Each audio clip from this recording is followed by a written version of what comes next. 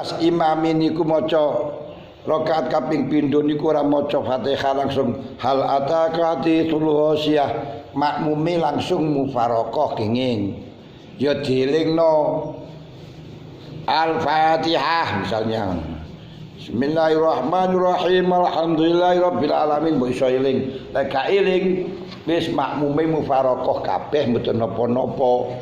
Terusaken ku sing salah imame tok, makmume sah kabeh. Ngoten. Wis salat dhewe-dhewe. Mengko ndang salam, pas salam wis kita mari kabeh imame. Ya ben durung ditang Fatihah ben baleni dhewe ati baleni ne ora baleni Jumat tapi baleni zuhur. Nah ngoten lho. Ya nek sing modele laline niku anu ar-rahman malikin iyyaka na'budu wa iyyaka nasta'in ihdinas siratal ladzina an'amta 'alaihim. Nah niku sing kathah klirune. Nah, waktune ihdinas siratal mustaqim, ta maca ihdinas siratal ladzina an'amta 'alaihim ghairil maghdubi 'alaihim. Niku kalau terjadi semacam itu bagaimana? Lek rakaat kedua makmume cukup mufaraqah. Lek rakaat pertama dilingno, lek gak dilingno ya niku lek imame gak baleni ya gak sah. Lah mengko lek baleni ini setelahnya Fatihah, setelahnya salat, ngenteni setelahnya salat niku waktune pun dawa wis kaya nglakoni salat 2 rakaat singkat padat. Berarti enggak cukup kaya nglanteni salat kudu baleni khutbah. Nah, lelek ngono ya ndang dielingno ae salah mam kok ngono.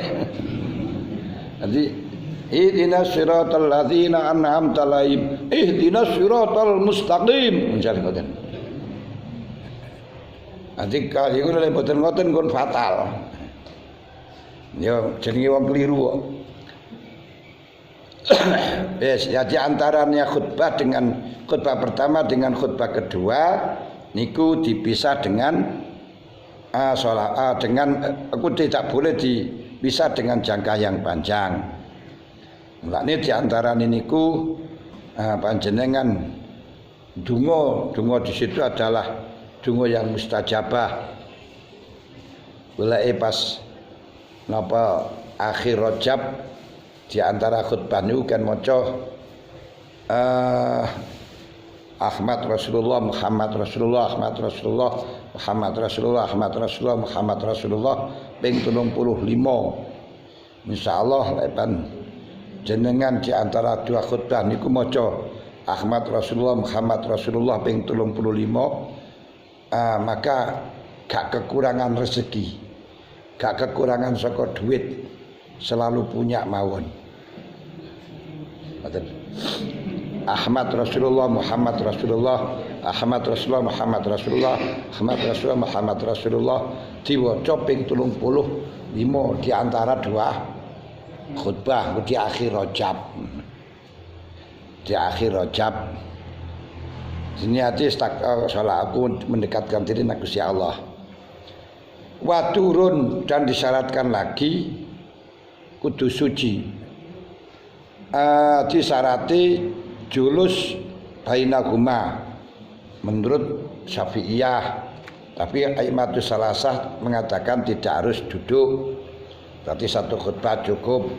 Karena Syafi'iyah harus dua khutbah, harus duduk di antara dua khutbah, harus mualah antara khutbah pertama kedua, harus mualah antara khutbah dengan sholat, harus suci dari hadas besar, suci hadas kecil, dan suci dari najis seperti halnya di dalam sholat. Berarti kalau nanti sholat khutbahnya dengan tayamum, maka harus tayamum lagi, harus tayamum dengan kedua kalinya.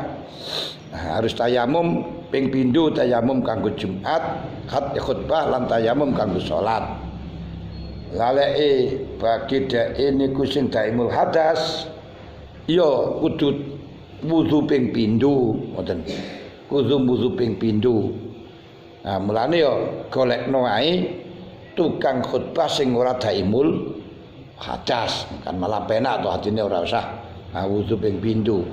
Ae wis daimul hadas gak gelem prei saka maca khutbah sehingga akhire malih kudu wudu ping pindho wae. Banyak terjadi yang semacam niki. Waqiyamun liqadirin, kalau orang yang mampu harus berdiri, karena manut maring Kanjeng Nabi riwayat Muslim. Kalau memang tidak mampu saking berdiri ya khutbah dengan duduk, lek ora mampu karo lungguh ya turu miring kaya dene salat. Dan sing melok sing makmume ya ora apa-apa mengikuti. Tapi yang ngoten mosok wis gane wong blas apa piye kok sampai karo turu barang. Nah, iku lek pancen ndek daerah sing ora enek sing iso maca khutbah temenanan ya terpaksa ya ten Blitar Selatan sering terjadi kaya ngoten. Niku lek khotibe ora teko biasa undangan wis gak teko ya prei Jumatane. Mergo ora enek sing iso khutbah.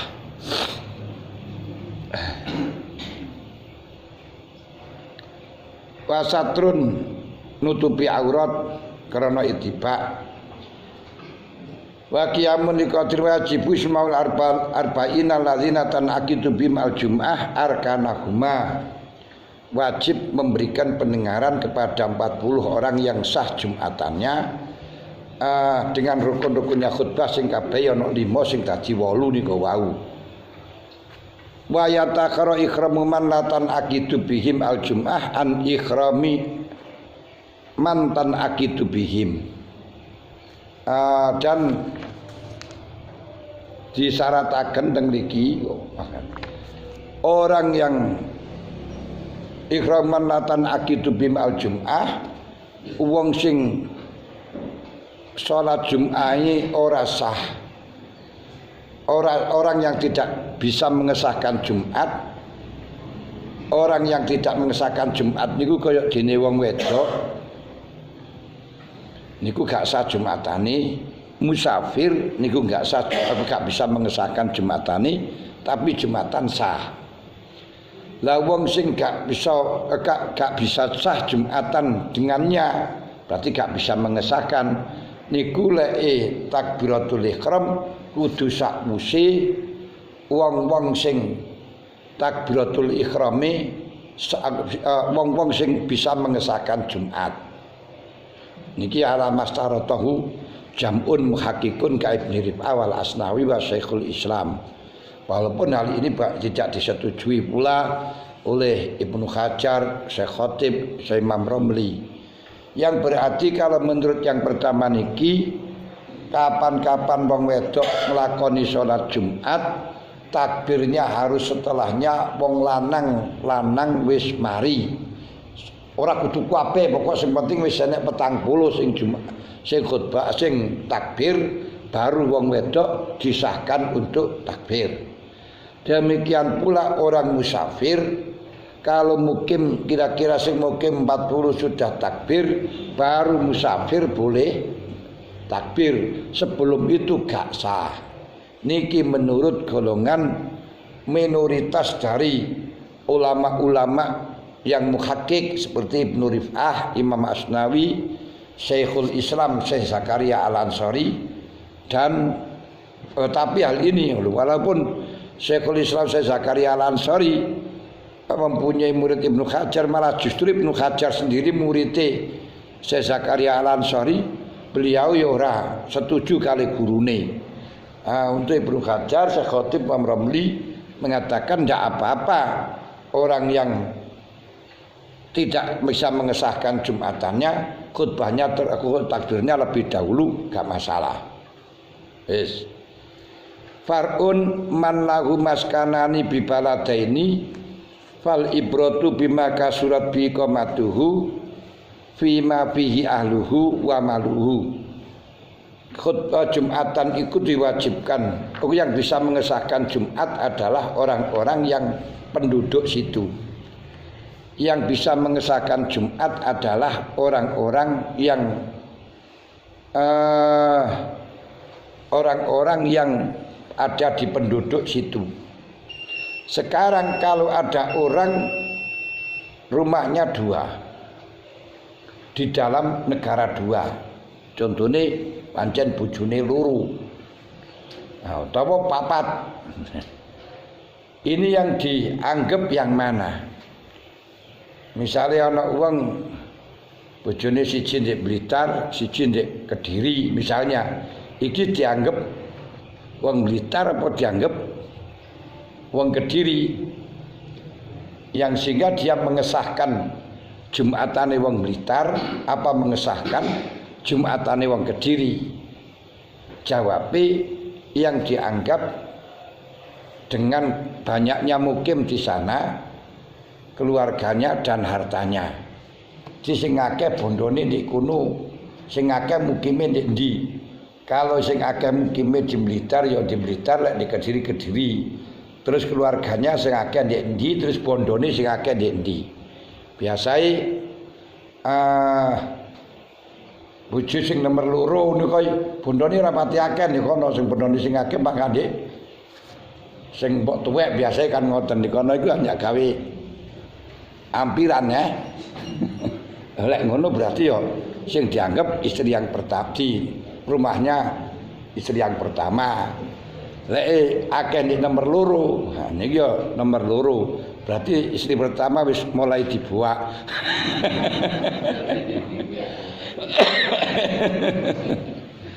Wa in istawaya fil kul fabil mahal alladzi wa fihi khalata iqamatil jum'ah.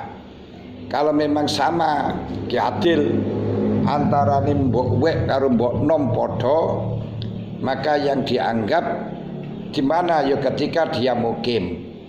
Kalau dia mukim niku di kalau dia mukim itu di daerahnya napa sing mbok wek ya mbok wek, sing mbok nom ya mbok nom, mboten mawon. Terus ada dua hal yang perlu diingat lagi bagi orang yang punya uzur. Punya uzur niku loro, musafir. Niku kesunatan mengakhirkan zuhur sampai orang-orang selesai melaksanakan sholat Jum'ah. Nah, selesai melakukan sholat Jumat, di panjenengan sakit, panjenengan di mesine gak iso, mesine wajib Jumatan tapi karena ana uzur akhirnya gak iso Jumatan. Niku lek zuhur kesunatan diakhirno lek wong-wong wis bar Jumat, engko bar salat, engko baru salat zuhur. Lah kemudian lek wong sing gak wajib Jumat kaya dene wong loro, kawula, wong wedok niki sah Jumatane lan nyukupi saking salat zuhur, artine gak usah salat zuhur pun mboten napa-napa. Nggih, hati wong wedok-wedok niku kenging Jumatan. Nah, tapi sing sunat Jumatan niku sing wis tuwa-tuwa, sing ora duwe action. Nah, sing duwe tua-tua sing duwe action ora usah kok malah oleh dosa, malah oleh dosa.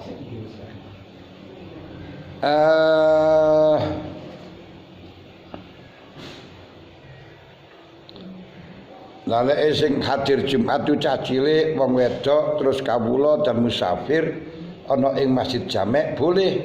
Dek niku ora melok Jumatan terus buyar terus dek salat zuhur niku enggak masalah. Karena napa? Karena dhek ora kewajiban Jumat. Tapi lek bocah lek wong loro, niki umpama wis kadir nek Jumatan ya ora oleh, dhek mulih gak oleh saka terusno Jumatan. Karena asline kewajiban Jumatan. Ini kedua, ketiga, pertama.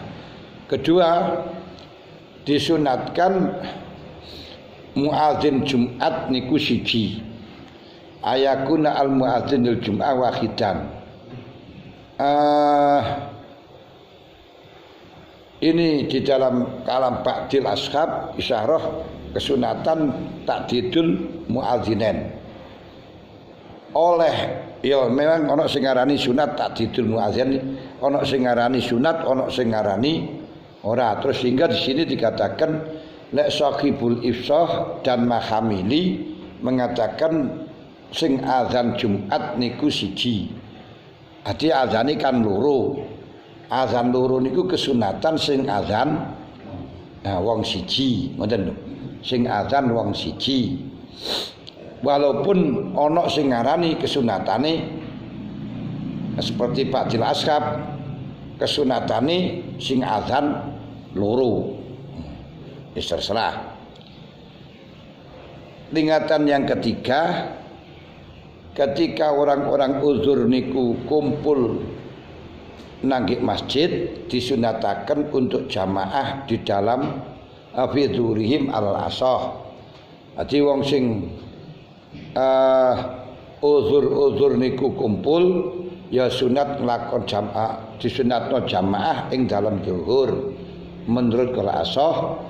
Misalnya musafir kumpul kesunatan salat jamaah zuhur tapi disunatno ikhfa, disunatno rada nepis, ojo ngedeng supaya gak dicurigai seseorang menjadi berontak ora gelem Jumatan tapi salat zuhur. Lah niku repot niku.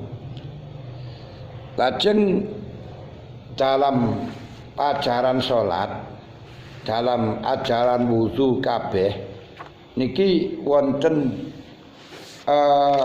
napa niku namine cara fikih, terus wonten cara hikmahe, wonten cara akhlake. Kabeh pelajaran niku teng riku. Di antara niki Jumatan salat ngoten wudu. Dalam wudu misale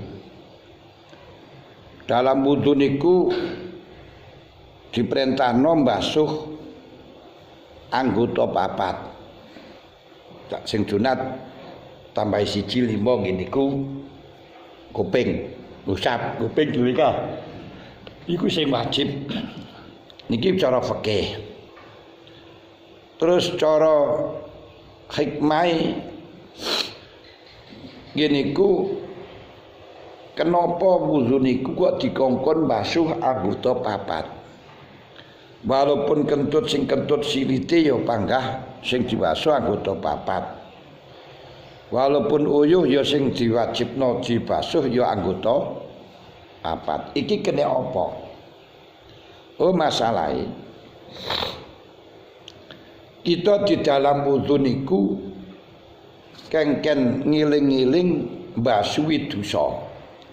Ngilangi dosa, dosane menungso pertama kali dilakoni di hadapan Allah Ta'ala niku papat. Ini ku ketika Nabi Adam alaihissalatu wassalam dilarang untuk mendekati pohon sing jarine iblis diarani pohon khuldi, pohon kelanggengan gini ku khintoh. Ala teng mriko Nabi Adam niku oleh maksiat dengan anggota papat. Pertama nguasno, kedua joko, terus ketika diletakkan di kepala langsung berjalan kaki. Krana maksiate niki papat, mongko di dalam wudu niki suruh mengekspresikan maksiat niku menghilangkan dosa sangka dosane wajah sing gawe maksiat, tangan sing gawe maksiat, ke kepala yang bisa yang dijadikan maksiat gawe mikir lho. Terus tangan kaki yang digunakan untuk maksiat. Nah niki diperintahno niku untuk menjadi apa niku supaya kula lan panjenengan mengingat, supaya kula lan panjenengan selalu mengekspresikan kesalahan kula lan panjenengan dan mengimajinasi kesalahan-kesalahan yang dilakukan biyen. Dalam sholat pun juga demikian. Awake dikengken sholat sampai sedina sewengi ping 5. Niki juga mengingatkan kita supaya sholat niku iso teko nang pangeran, karena sholat niku diarani mi'rajul mukmin. Sholat niku ondone wong mukmin, gawe alat munggah dhateng Gusti Allah. Alati munggah nang Gusti Allah. Lho kok saged alati munggah nang Gusti Allah niki kanggo kenang-kenangan Kanjeng Nabi sowan dhateng Gusti Allah niku diwenehi kenang-kenangan rupa salat yang sehingga umat lek kepingin ingat Mi'raj nang Gusti Allah kongkon Mi'raj karo salat. Ini memberikan sinyal dhateng kula lan panjenengan untuk mengabadikan sesuatu yang bisa mendatangkan, yang bisa mengingatkan untuk mendatangkan dosa atau untuk mengingatkan dosa kita atau untuk mendekatkan diri kepada Allah.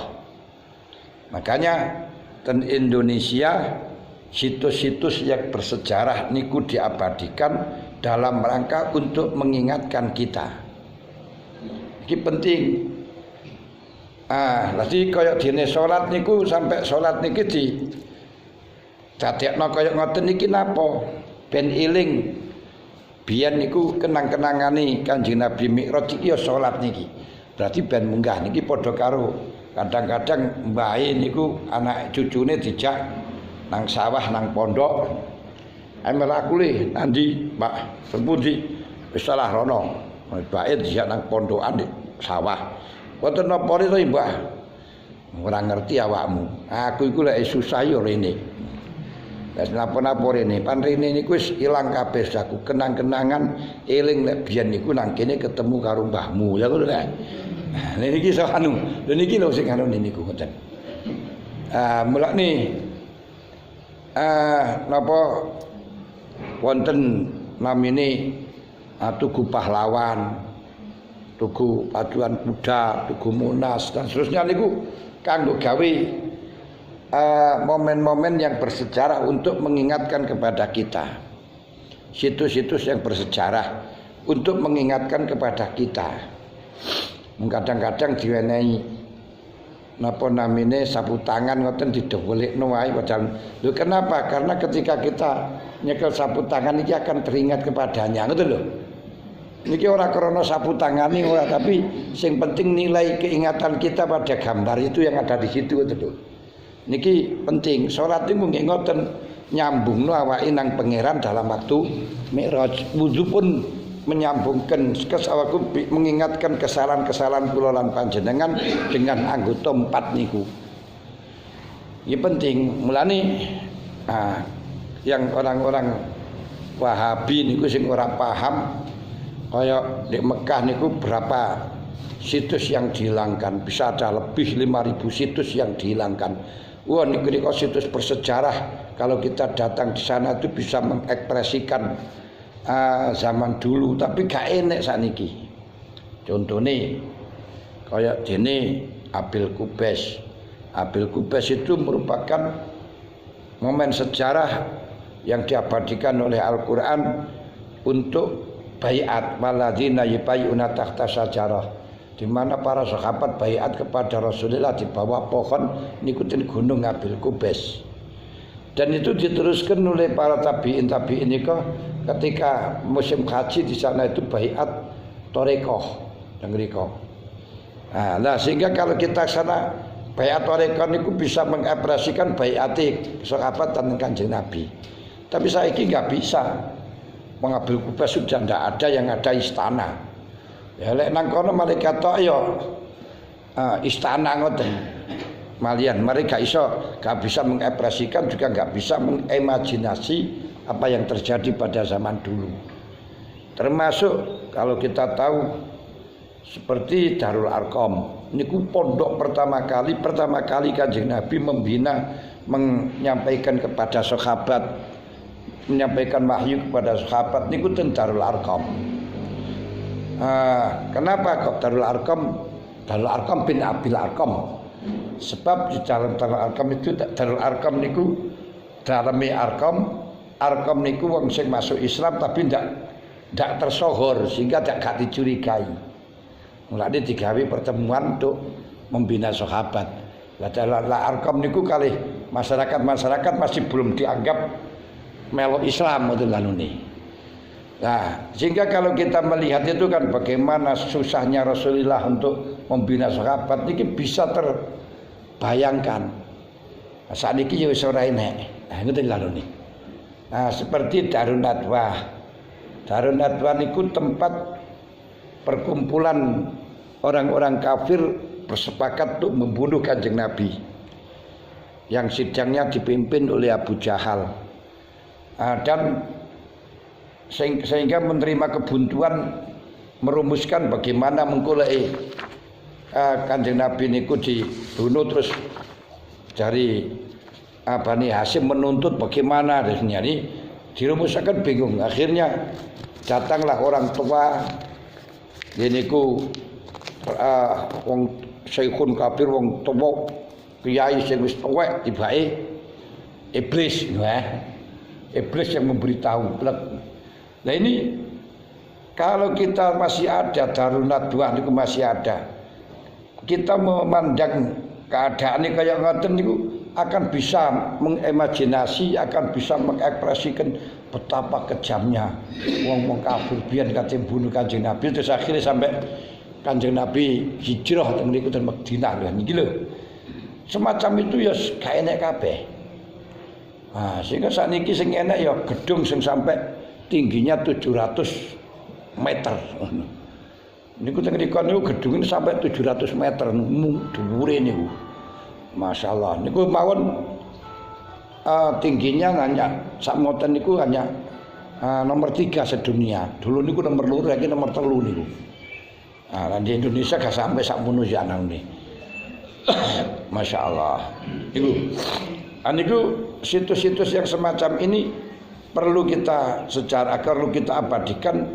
Ya itu yang bisa untuk mendatangkan untuk mancing nang atine awake ngoten lho. Mulane di dalam salat dalam mancing di dalam salat niku apabila kita tidak bisa khusyuk ketika dalam melaksanakan salat pertama kali, maka disuruh mendatangkan wong sing paling kok wedeni. Kira-kira kiaimu sing paling kamu takuti ada di depannya. Nah, sehingga setelahnya kamu betul-betul wis takut dan dibuat lah yang kiai ora berkuasa apa-apa kok kamu takuti, Allah yang berkuasa tidak kamu takuti misalnya gitu. Itu gawe mancing. Mulane situ-situ barang ngoten niku digawe mancing. Ini seperti wong manten niku dipoto-foto niku ya untuk mancing guys situs tinggal lek wis wegel niku pegatan terus nek akhirnya foto-fotonya dibakar kabeh. Biar tidak ingat lagi ya. Nah, niku jane gak usah dibakar biar tahu kenangan kalau kita sudah punya ingatan baik tapi dia tidak ingin ingat kok. Akhirnya dibakar tidak ingin ingat. Lah lek kaya pakai napa niku jenenge situs pakai patung barang itu bagaimana patung kuda pakai ini orang yang masih gerung paham niku ya akhirnya pakai la'anallah al-musawwirin. Gusti Allah nglaknati nangge wong sing gambar fa inna yu'maru binafiruh. Akhirnya kudu dikongkon buang apa itu namanya Gusti Allah mertano untuk ngekei roh dengan dalil niki patung-patung niku karo wong Wahabi ingin dihilangkan ini patung anu kan nggih nate ingin dihilangkan kok geger kan. Nah kita enggak. Wong kita niku luwes mergo ngajine niku ora amatiran, ngajine niku harus tidak hanya sekedar semacam itu ndak.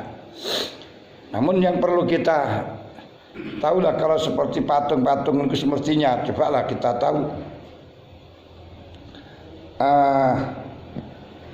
apa bener